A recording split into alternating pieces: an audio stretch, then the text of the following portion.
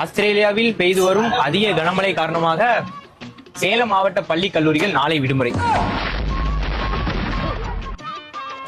நாசாவில் ஏவப்படும் S3 விண்கலம் கேரள வனப்பகுதியில் பத்திரமாக மீட்ட வனத்துறையினர்.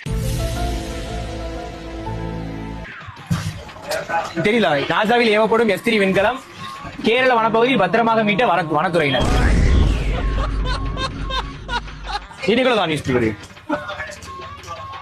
சென்னையில் லாரி மீது கார் மோதியதில் கால்பந்து வீரர் ரொனால்டோ கால் வலியால் அவதி. தமிழகத்தில் பல பகுதிகளில் அடுத்த 3 நாட்கள் வெயில் அதிகரிப்பதால் ஆப்பிள் நிறுவனத்திற்கு 2 கோடி அபராதம் விதித்தது மத்திய அரசு. என்னடா ஆப்பிள் நிறுவனத்திற்கு அபராதம்? நீங்க அப்படிதான் போட்டிருக்கு. ஐயாட்ட கொடுத்து தொடர்ந்து வேலை வெட்டியே போயிட்டோம் அப்படின்னு சொல்லிடா.